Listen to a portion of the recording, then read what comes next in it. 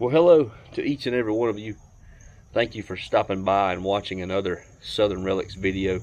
Today's a whole lot different than what we've done, but I want to show you what kind of gear that I personally use when I go metal detecting.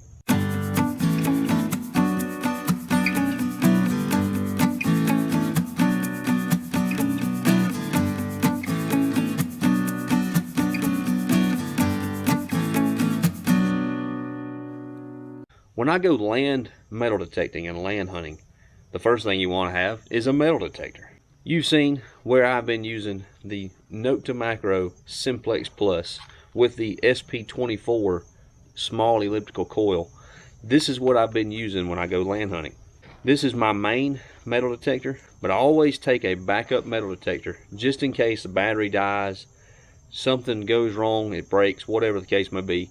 That way I don't have to stop hunting. I've always got it. It's always with me.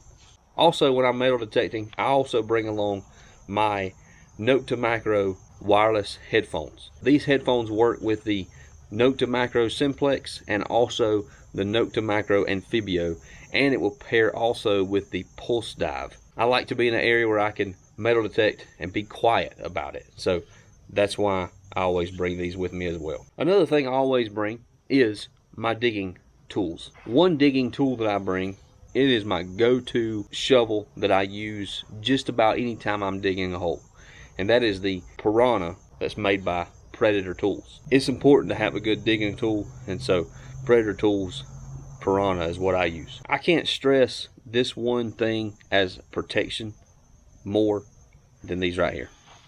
A pair of gloves. Now these are the gloves that I purchased, and you've seen the video a couple weeks ago where I bought these gloves at Ace Hardware. They're mainly just a small line of protection between me and whatever's in that ground, whether it be a sharp metal object. Sometimes you dig down and you might even dig down into some glass. You don't want to get your hands cut on glass while you're metal detecting. Now let's get to my belt and what goes on my belt itself. First of all, we talked about it a minute ago, but I didn't show it to you. And you've seen this, we've all talked about it. That is a pinpointer. And I personally use the Pulse Dive pinpointer. This thing right here is going to save you some time in finding that object. The second thing I always carry with me is a hand tool, a hand digger. You can dig further down, you're on your knees, you're digging down, you ain't got to get back up and use this big shovel, you ain't got to reach over and grab it to start digging with it. So it's nice to have that hand digger. I carry 2 bags on my belt, 2 bags. This one here is made by this is the original Bucket Boss brand. What fits in there very well is my little pouch here, and we'll talk about that as well. It's my little box that I put my fines in. I've also put some cotton balls in here in case I run across some silver, things like that, so it don't get all damaged and stuff and shaking around. I put that silver coins in behind there, and that helps them stay safe inside this box. But I stick this box just directly in that bag. But I also put my iPhone 6s phone that I use for cameras and close-up pictures. I stick that in here as well, and that way it goes with me everywhere I'm at. It's with me. Another thing I also bring is this little brush. These are the ones that you buy to clean handguns and clean guns and things like that. But I bought this one specifically for cleaning my finds in the field. And last but not least, I also use another bag. I got this one from Calico as well. It's made by Fisher, but there's all kind of brands out there that you can buy, and I like it because it's big and thick. But I put all of my fines inside of this. When I fill it up, I go empty it. I got a bucket to put back in my vehicle. I'll empty that thing out and I'll keep at it. So that's what's on my belt. Now let's move over to the water hunting gear that I use when I'm in the lake, at the beach, things of that nature. This is what I always take with me when I go water hunting. So first of all, again, you have to have a metal detector. I bring the old trusty Simplex. I'm going to do a review video on this particular coil. You don't want to miss that. By the way, I love it. So if that's a good review right there, I love that thing. But I always bring these as well. You cannot get these things wet. They will not work if you get these things wet. They're not submersible. But yes, I do take the Simplex, and I take my wireless headphones when I am metal detecting. And you've seen some videos, once you get the control box under the water, you lose signal to these headphones because they are wireless, and the water hinders that signal from connecting to your headphones. So Once that control box is submerged, I always take these off, turn them off. I put them at my bag on the beach, and I'm done with them. At that point, I use the detector and I put it in a vibrate function, and that way I can feel when I get a target. And sometimes I'll put on my snorkel mask and I'll stick my head in the water where I can see the control box and see what the VDI is reading. Just like we talked about the predator tool and the shovel that you need when you're metal detecting, I'm going to also talk about the sand scoop.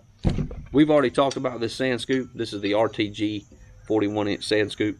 If you haven't seen that video and seen the review on that, if you'll click right up there and you can watch it. So this is the sand scoop. Any of them will do, but yes, that's what I always take when I'm metal detecting in the water on the beach, because you can use it in dry sand, you can use it in wet sand, you can use it in the water. So that's important to have. Also, just like you have a little box that you put your coins and things in, I always like to have a bag such as this to put my fines in. Now there's several of them out there. You can get one of these mesh bags that has a Velcro top that seals. Those are nice. I may even try to get one of those during the winter months and before I start spring and summer hunting next year. But I love this little bag right here, and I put it on my harness where my camera that you're watching from now, I put the harness on my chest and I'll attach this bag to that harness, and so that way it's not really dangling really low, but that way that I can quickly find what I'm getting, put this baby right in the bag and keep rolling. But always have a mesh bag, that way the water can seep out and it keeps your good stuff in here. Now there are two types of water hunting that I do. I use the simplex when I'm standing and metal detecting like normal, or you can also get down and dirty and get in that water and get down to the bottom of the surface and use what we call the pulse dive. If you have not seen that video of the review of this, you can click right up here and you can see the review of the pulse dive with the diving attachment. Very awesome. I recommend you getting one of these if you want to get in the water at all. It's nice to have a detector, but it's funner to have one of these right here. And when I use one of those, I also like to take this. This is made by a company called Zip Out. If you have not seen the review video or the promotional video on this, click in this corner right here and you can watch that video. But I love these things. I've bought everyone in my family one. We got one of these things about 1.5 years ago from the company that makes them, and they sent it to me and said, hey, we'd love for you to review this thing. And I love these. I love how these things work. I really do. And I love using them when I'm out with my pulse dive. And one last thing, but it's very important, is I talked about gloves when you're land hunting. I also have gloves when I'm water hunting. Doesn't really matter the brand. These are the Okona gloves. I actually done a review on these gloves. If you want to watch that video, click right here. And I also have another set of gloves. But always when I'm in the water, I have a pair of gloves on me at all times. When you go metal detecting, I always like to wear clothes that's not my best clothes. You're going to wear something that you would wear if you're working in a garden, because you are going to get dirty. In the wintertime, I recommend a good pair of boots. Summertime, I would at least wear tennis shoes. I would not wear sandals or flip-flops. When it comes to water hunting, I always wear a pair of swimming trunks, and I always wear a shirt as well. My family, my dad and others in our family have been prone to get skin cancer. I always wear a shirt, long sleeve, but you can get those shirts that's made to keep you cool, even in that kind of environment. In the water, I always wear some sort of a water shoe. And I've talked about that before in some of my other late videos, but I never get in the water without some sort of shoes on. So it will protect you, I promise. Always wear a hat. Just, again, protecting your skin, protecting your head, protecting your face from the sun. Very important. This covers everything from the gear to the clothes that you wear and the protection that you need to protect your body and protect you, so that way you can enjoy this hobby for years and years to come. Hope you enjoyed today's video.